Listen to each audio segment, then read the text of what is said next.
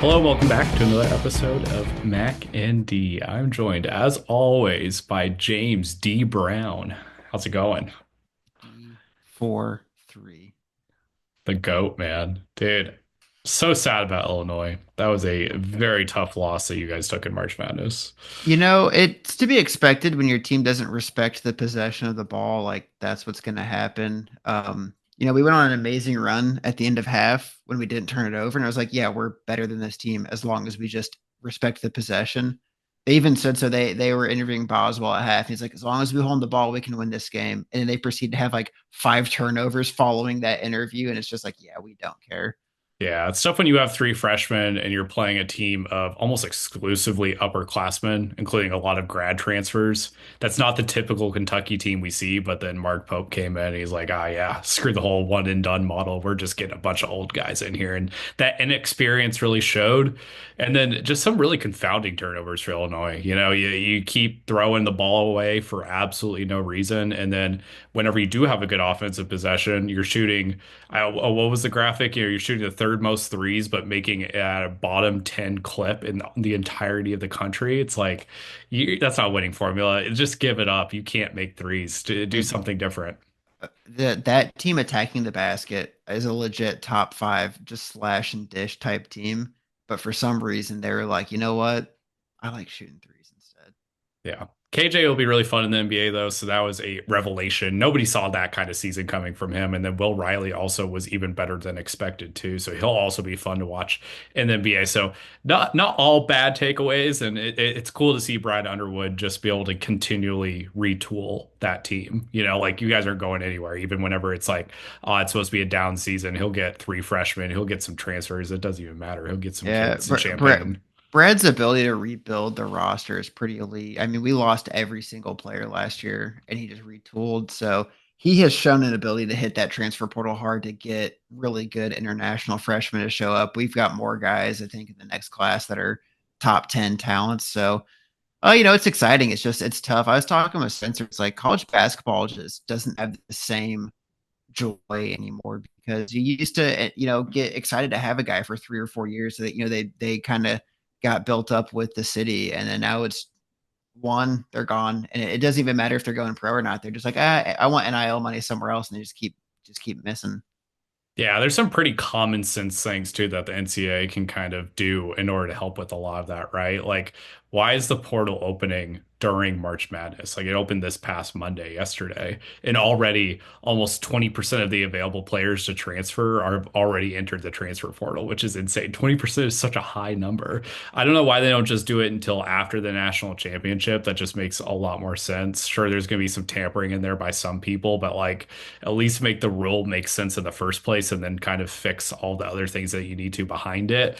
And then yeah, I mean there's some other things you can do. It's like, hey, maybe guys are only allowed to transfer once or twice, instead of once every year, and then they end up being on four teams in 4 years. Or, you can do some things around like, hey, figuring out how much of that revenue ends up getting distributed or trying keeping it fair across some of the different conferences and stuff so we don't just constantly have Mountain West guys transfer to the bigger conferences. So there's some common sense things, not to sound like a politician, that they could implement to make it seem more fair for people. And yeah, I mean, it's hard for whenever you're an adult or honestly a kid too, like when you're trying to learn be a fan of a team and learn the whole roster, and then a guy is there and you don't really know about a certain player until March Madness hits if you're more of a casual, and then all of a sudden that guy's gone right after that. It's like that just isn't good for the fan. It's not good for the player. It's not good for the coach. It's not good for the school.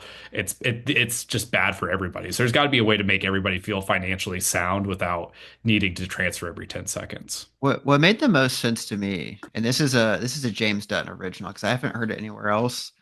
To me, it's like you get one transfer, and it's like one transfer period, and then one if your coach leaves, right? Because you generally speaking, college is about the coach. You're committing to a coach in a school. If that coach leaves, you get a new transfer, but otherwise, one transfer. I like that. Sorry, I got distracted by looking at my Illinois poster on the wall real quick. You know, you're All so good. right.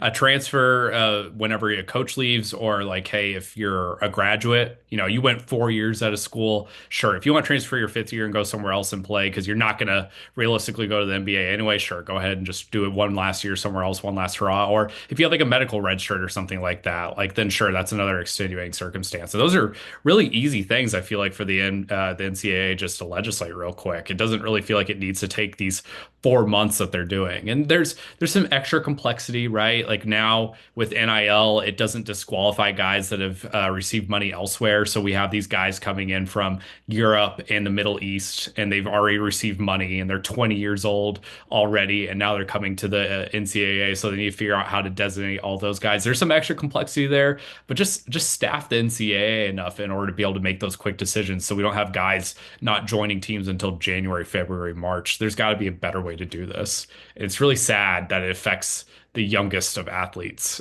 in this whole stratosphere. If it affected the NBA or whatever, sure, you know, they've made their money, you know, they can figure it out later down the road or whatever. But it's like these are just kids, you know, they just want to play. They're 18 years old. Let them Do you think play. a decent amount of the NCAA's nothingness is the fact that they're almost like protesting as an org, like, hey, all the conferences said you wanted this, you guys can regulate it. We're out. Like we tried to make it, an amateur sport, and you guys didn't want that. So peace out. We're just gonna put our logo on everything.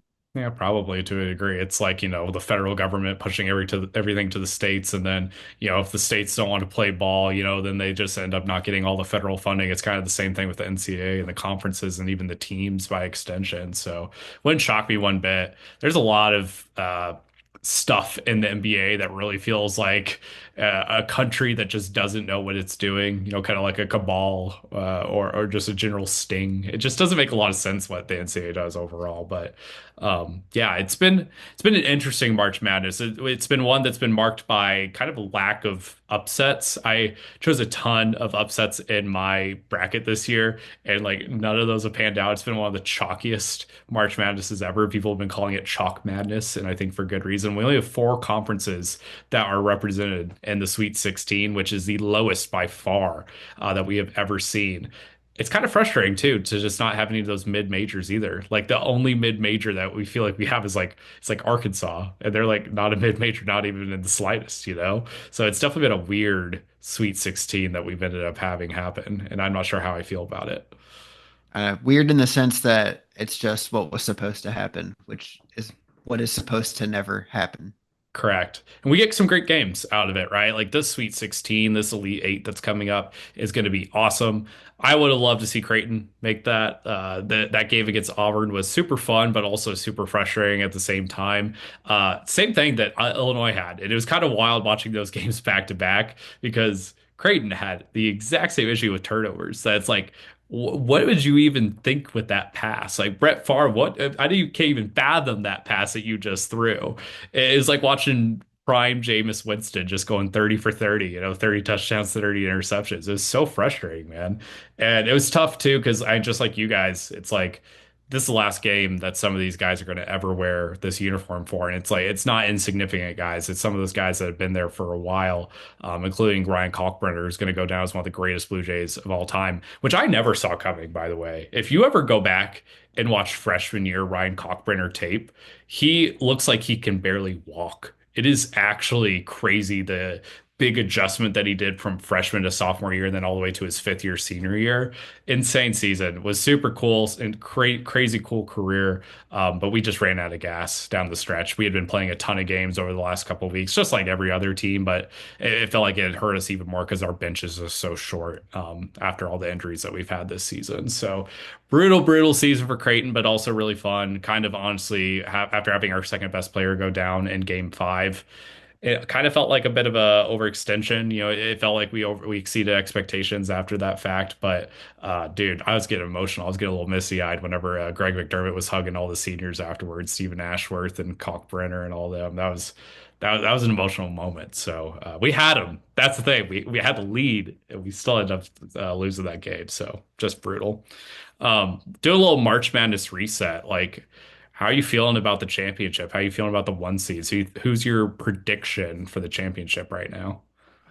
I mean, my like Duke Florida game looks pretty solid, right? I mean, did anyone look better than Duke this weekend? And I would argue no. And the second point would be Florida looked pretty damn good. They had a little slip up in that match, but then finally put it together and got a win. Like I know Auburn's the overall number one, but heck, all the ones because Houston looks pretty damn good too. I don't know. It could feel a lot like the Derrick Rose year, where all the one seeds make it because they're just that much better than everybody. Yeah, no, I think you're right. I mean, it feels like there's a bit of a collision course going on with Florida and Duke. They kind of feel like the teams of destiny. Duke, just because they nailed all their threes, right? And they were just looking awesome on the 3-point line, interior defense. They were checking all the boxes. And then Florida feels like they were just already had their March Madness moment, right? Like UConn gave them their best punch they could have ever thrown. And Florida's like, we're good. We're going to take it in stride. And Walter Clayton making some crazy March Madness level threes down the stretch. So it does feel like they're a bit of on a collision course right now with Auburn and Houston potentially being able to play spoiler a little bit. Um, Auburn is just so deep. They go 10 deep with a mix of seniors starting and then freshmen coming off the bench. It's actually kind of an insane embarrassment of riches. And then Houston, that defense is awesome, dude. They kind of represent everything that's right with college basketball right now. They're almost exclusively homegrown guys that have stayed there the entire time. They have a couple of transfers in the rotation, but nothing too crazy. And awesome one and done and kind of senior level guys that have been there like LJ Cryer. So I really like that team. That's my pick to win the title. I'm not going to budge off of that as of right now. I have Houston over Michigan State in my championship. Feel a little worse about Michigan State. They've been kind of just eking out these wins so far, but that's also what Izzo does in March, which you reminded me of this week. You know, he wins these 2-point games all the way through the entirety of March Madness, and you feel awful about the team going into every single game, and it's like, haha, we won. Nice. Sweet. Let's move on. And so, yeah, we'll see if that continues. They're going to have to get through some tough games upcoming. Obviously, have a match with Auburn if they get past Ole Miss after this, which might be their toughest game of the entire season. So, what has been your favorite game that you've watched so far in March Madness? I mean that UConn Florida game was fantastic, right? I mean that's what you want in March Madness. Add in Maryland versus Colorado Colorado State. State. That's a Yeah. great matchup. I got another point for you. Do you know there is one team in the Sweet 16 that all five players originally committed to and stayed at their school? And Meaning the starting five is all commits to that school, not transfers. starting five. I know Houston has one guy from like Oklahoma or Baylor or something like that. Kentucky's all transfers. Tennessee is a good amount of transfers. Arkansas is pretty much all transfers. Is it the Crab Five with Maryland? I don't believe so. Sorry. It's or at least I know that they're not the team I'm thinking of. So four players are original commits to Michigan State. Uh, Four are to Duke because it's just fantastic freshmen. But a 5 for 5 is Purdue. oh yeah, Painter. He doesn't really go at transfer portal. You're right. Yeah, Braden Smith and yeah, all of them. All of them are Purdue original commits. You're right. And that extends even beyond their starting five. That goes even through their bench as well, whenever you're looking at minutes per game for their top guys. So yeah, Michigan State's got that loyalty. Purdue's got that loyalty. It's just something in the water in the Big Ten, man. It's awesome. Um, yeah, you 100% took my game for most exciting too. Maryland versus Colorado State. That felt like a desperation game from both teams. They were just clawing in order to try and get that lead, just giving each other's best punch. That Colorado State guard, Valentine or whatever his name was, one of the best players I've seen in March Madness. That man is a shot maker. He's old as hell. He's like 23 years old, Colorado transfer, but he was awesome throughout that game. And then I was rooting for Maryland because I have them in my bracket. You know, we went to go see them in person earlier this year. Have a big affinity for Derek Queen, and whenever he hit that shot to win the game, that was so dang cool. I don't care about the people that said is it potentially a travel. That was the best punch for punch. Colorado State making a three with 3 seconds left, and then Maryland going down and saying, "Hey, clear it out, ISO, Derek Queen." Off the glass. That was old school. That was some real good old fashioned March Madness. I love that so much. So that was a really, And really cool to game. your point, Maryland only has two original commits. That'd be your two freshmen that are studs. Yeah, no, yeah, they got a Belmont transfer, Virginia Tech transfer. So yeah, a few guys from all over the place. So I don't mind the transfer portal. It just needs a little regulation. You know, there's nothing wrong with that. You know, that's just financial markets. That's the economy. That's capitalism, baby. There's nothing wrong with that. We love capitalism around here personally. Speaking of capitalism, NFL free agency. A lot of big players moving places all throughout the last couple of weeks. We haven't had a chance to record. My Wi-Fi has been terrible once again, but that's okay because now we get to talk about it now that the dust has settled. And you and I spent a little time this afternoon looking at, hey, let's put all the teams into three categories. Let's put them in winners, losers, and do nothingers because that's totally a word, right? And our brains, our feeble little monkey brains, we love compartmentalization. That makes everything make more sense. So we got them in these three categories. Obviously, a little blurry in the lines depending on opinion, but I think we did a good job. We kind of got a third, and a third. So James, start us off with our very first winner of the offseason in terms of NFL free agency. So I'll go with a winner that I actually put in here because I'll let you talk. I don't even know if I agree with your first winner since we kind of did alphabetical. The New England Patriots finally opened the checkbook and signed every respectable defensive free agent available. Our offense might still be ass, but we might give up 0 points this year. Yeah, what was up with that, man? I know obviously you guys had a ton of money to spend and everything, but it felt like every notable free agent was going over to the New England Patriots. I I always think like I it, think Vrabes just wants to set the tone. Like, hey, we're giving up 12 points a game max. Like that is what we're about to do. yeah, it's like kind of feel bad for Gerard Baylor because it's like you guys had the same amount of money last year. It's like why did you just do this last year? You could have gotten a bunch of cool guys, but out of all the dudes, who's your favorite? Probably Milton Williams, right? I Milton? mean, I love having the trenches figured out. That's just that's how the Eagles won, right? That front four was just dominant the entire playoff run. Why not snag one of those dudes and just build off of some of the guys that we have that are already pretty good? Yeah, Milton Williams is kind of like that next guy in the line of all the great defensive tackles that have worked their way through the Philadelphia Eagles. He had that awesome season this past year, kind of being the new Javon Hargrave, who obviously went on to the Niners a couple of years ago. Um, Great pickup. I mean, if some people are saying a bit of an overpay, but I honestly had no issue with it. And I think it just makes a lot of sense. Solidify the middle of the defensive line, and then just kind of let everything fall in place right after. Yeah, we Um, also have to pay the suck tax, right? I mean, the guy just won a Super Bowl, so if he wants to come play for a team that hasn't won any games, like you're gonna have to pay up a little bit.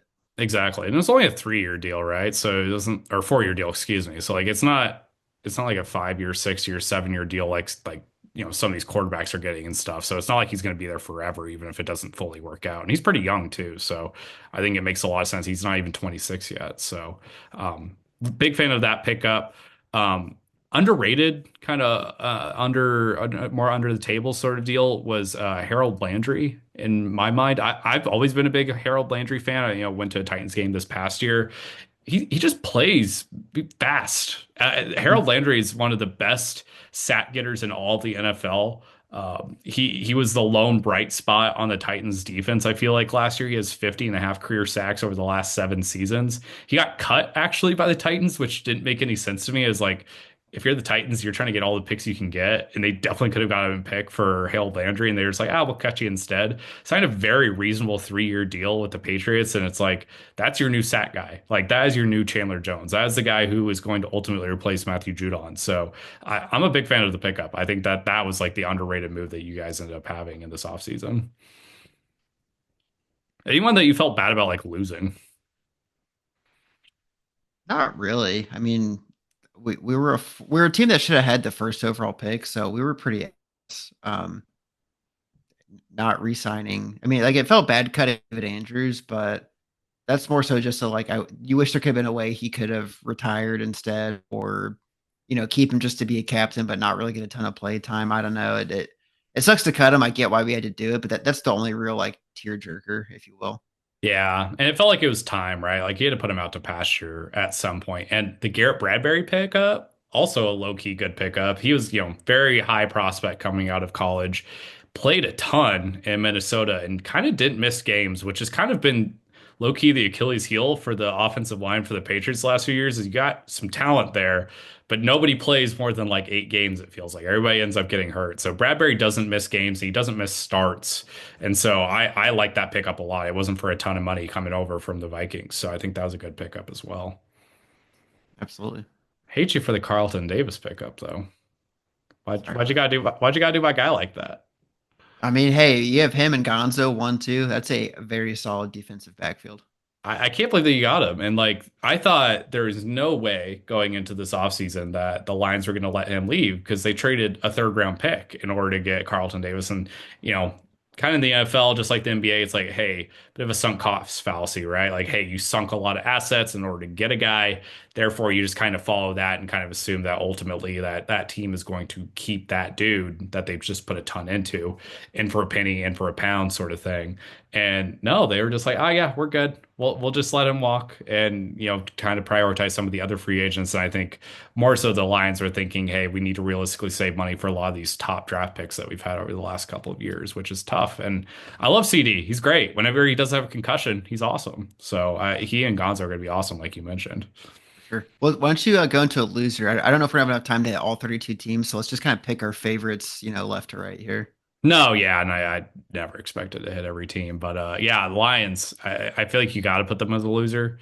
Going into this offseason is going to be tough no matter what. Vibes are going to be bad because of losing in the playoffs earlier than expected, and then losing all of your coaches is incredibly brutal. And that's the thing that's been awesome for the Lions, right? It's just that internal development over the last few years, turning guys who are kind of relative unknowns into absolute stars and studs, and now you start feeling some of that attrition. And it feels like it's hitting the Lions even earlier than a lot of other teams. Like the Chiefs are allowed to build up for a few years and then they started losing assistants and then they started losing free agents. Like we're having that happen a little ahead of schedule. We haven't won a whole lot yet. Like obviously making an NFC Championship game's awesome. Winning 15 games in a regular season is awesome, but the attrition is hitting a little earlier than I would have liked. So we obviously lost Carlton Davis. We were able to re-sign Marcus Davenport, which is cool. Get some good defensive line depth, and we also get DJ Reed, which is an interesting pickup. But I think overall, Lions have struggled to retain some of their free agents, which is tough.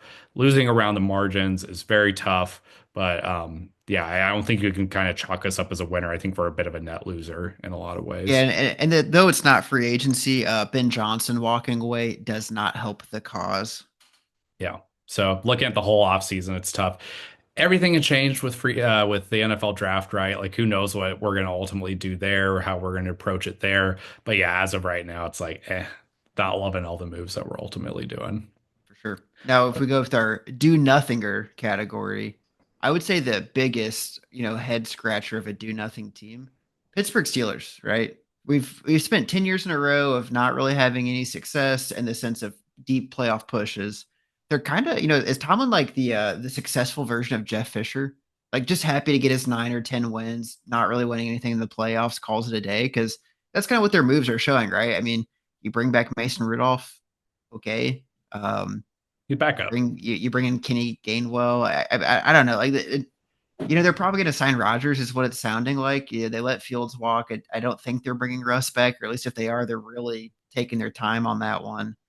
But they're not taking any big swings. They should have been the kind of team that tries and goes to get a Milton Williams or a Carlton Davis, right? Like they needed something, just a little extra juice to push them over, especially as tough as that division is. And they just didn't do anything.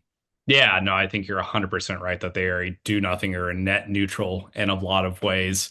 Yeah, they just have been signing a ton of backups. Mason Rudolph, backup. Kenny Gainwell, backup. Love the big play Slay pickup. Darius Slay coming over from Philadelphia over to Pittsburgh. I think that's a very strong addition. But this team needs Aaron Rodgers to join there because if they don't get Aaron Rodgers, they might be screwed unless they're thinking, hey, we're going to pick up a quarterback at number 21, get a sliding Shador Sanders, get a sliding Cam Ward if that happens. Jackson Dart feels like Kenny Pickett 2.0 in a lot of ways, so I don't really understand how that could work out. And yeah, I think the big two things that you also mentioned is yes, they've lost a ton of offensive linemen and defensive linemen in this NFL free agency, which might be addition by subtraction in some way, but like it feels like a lot of their veterans. You got TJ Watt saying, "Hey, what the hell's going on here?" what's happening here? Tomlin, have you lost your fastball a little bit? Are teams starting to really figure out your defense? You got guys like Cam Hayward being like, what the fuck is going on? Like Aaron Rodgers, if you want to be a Steeler, you can, but we're not gonna roll out the red carpet for you if you're expecting that. No more darkness retreats in that interview that he did.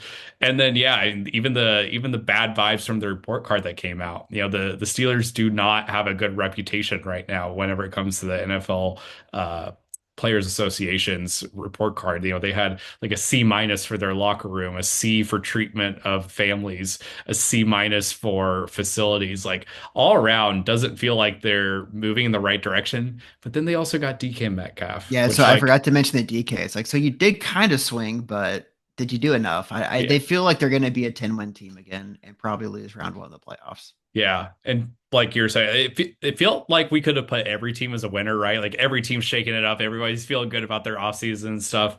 But this feels like truly a team that had five additions, five big subtractions, and they are stuck in the middle, which it shows, right? They went 10-7 this year, and that feels like the sort of team that they're squaring up to be. However, on the entertainment scale, with Metcalf and Pickens, that's gonna be really fun next year. There are gonna be a couple of head asses out there, and I'm excited to watch that. Give me your favorite winner. My favorite winner, and like you can fight me on this one. It's the Vikings. And it's hard to choose a division rival as a winner, but I think that they are doing the right thing. One, I think they're doing the right thing passing on Aaron Rodgers. They don't need him there. They are very happy to run it out with JJ McCarthy and just see what happens. And they are setting him up to succeed in a lot of ways, in my mind. They get Jordan Mason there, get another big back to go there with Aaron Jones. I like that pickup a lot. They get Will Fries also to shore up the line there too. On the defensive side, I think they made a lot of good low risk moves. It's low risk, and I think that these guys have a lot of good value in them as well. Keeping Byron Murphy at corner, who has been one of the best corners over the last couple of years, getting Javon Hargrave after getting cut by the San Francisco 49ers has championship level pedigree. Kind of was the 2018 guy for that defensive line, and honestly didn't have a bad couple of years in San Francisco, just didn't quite fit there.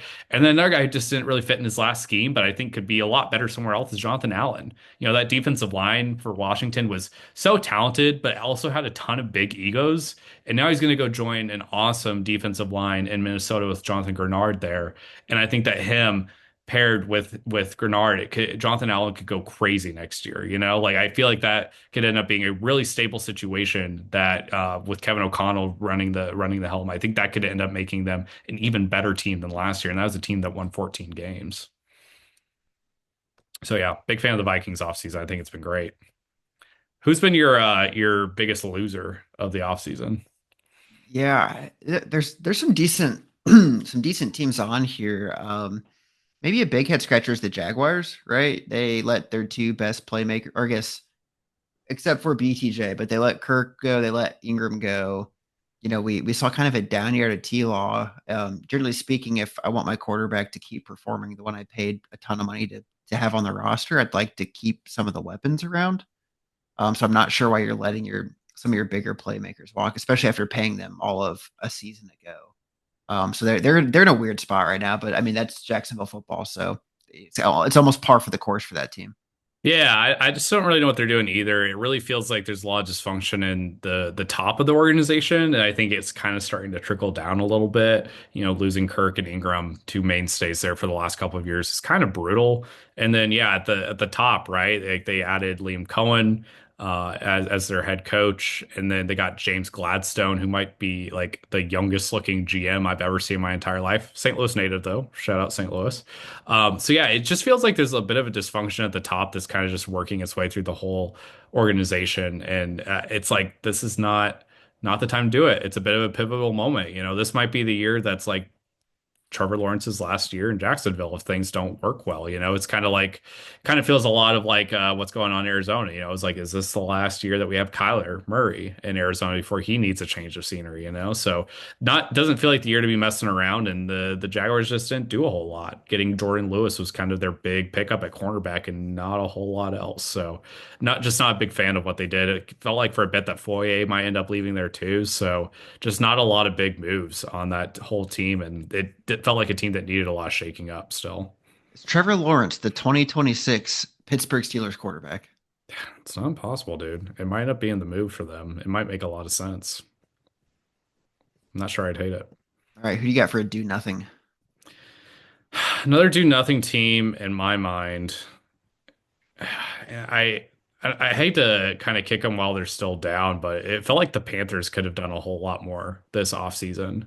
Realistically, keeping JC Horn is really huge, right? Like that was priority number one.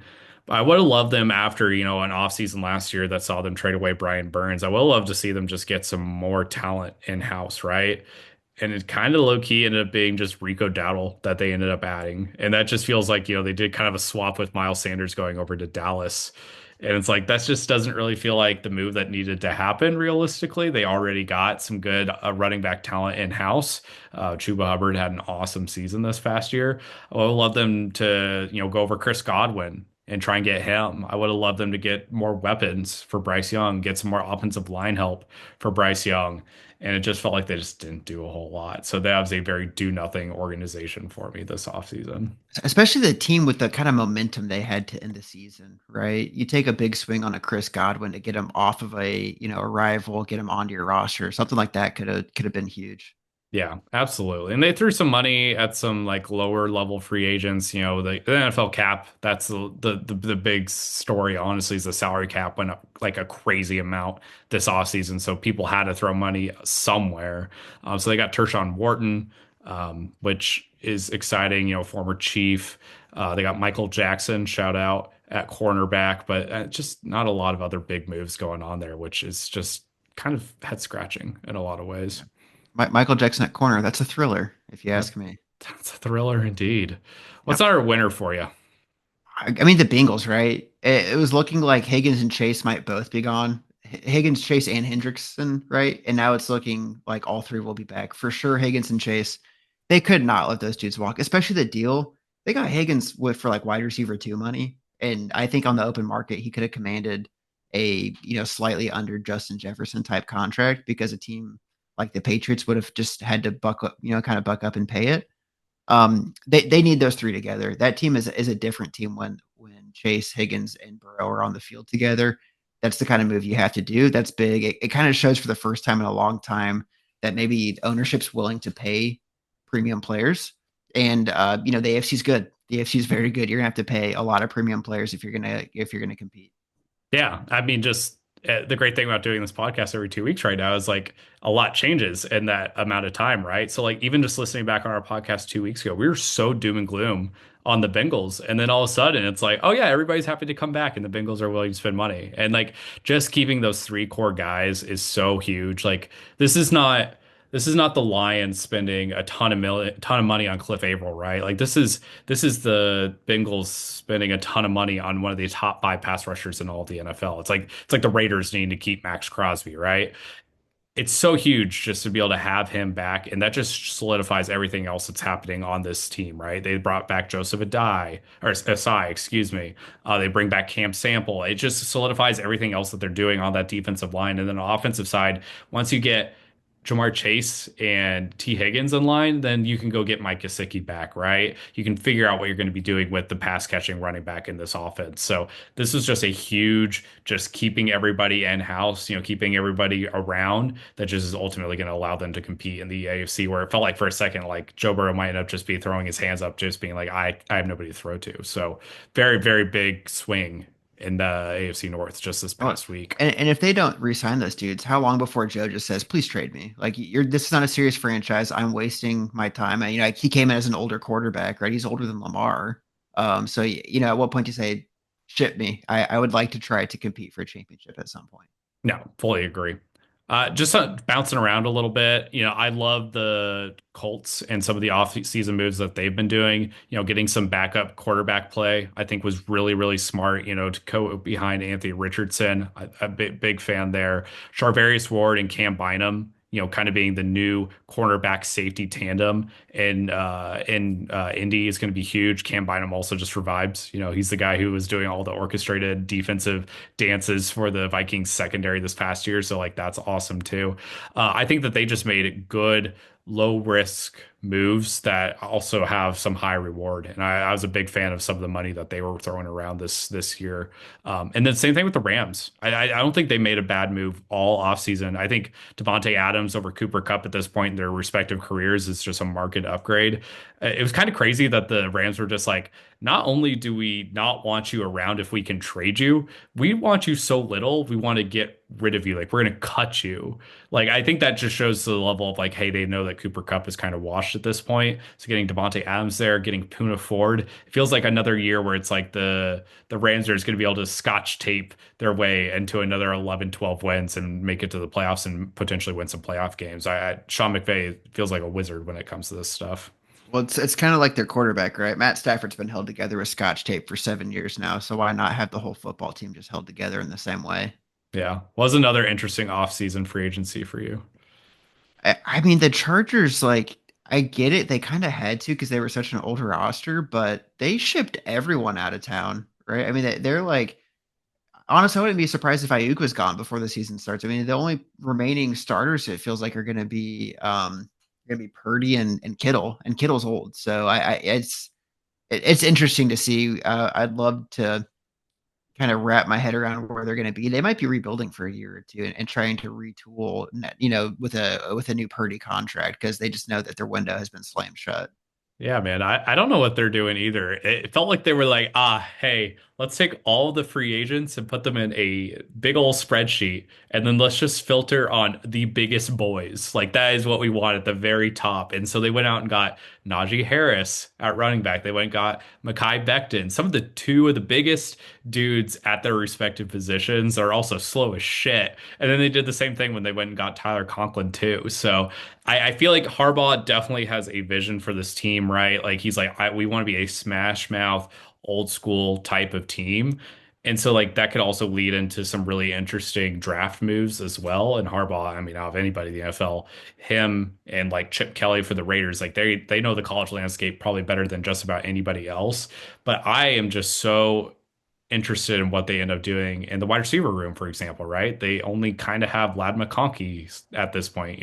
Josh Palmer leaves, Mike Williams comes back. It's like these moves just don't really add up to a modern level NFL offense, but in Harbaugh we trust at the same time. So very weird moves there. My brain might have short circuited, but just to be clear to the listeners, I said San Francisco. Max said the Chargers. We both are pretty low on what those guys did. Oh, did you say San Francisco? Yeah. That's right. You On started saying yeah. Harbaugh. I'm like, am I in a different year? Did I like go back 10 years? What is happening? Oh, dude, I totally blanked on who you're talking about. But both losers. Anyway, that's what they got in Yeah, common, right? So, absolutely. yeah, San Francisco lost everybody. I don't even know what they were doing, I was honestly. actually getting excited. I was like, I didn't even know they signed Becton. Like, okay, at least they did something. No, Yeah, yeah, yeah. they just got rid of people. Is all they did. Yeah, no, truly. Chargers, yeah, also were just bleeding people too. So, yeah, just a couple of teams on the West Coast that just kind of did a little bit of nothing. You can even say the same thing about Seattle as well. Like it's cool that they got Cooper Kupp. Now he's basically playing the same position as Jackson Smith-Njigba, both being slot receivers.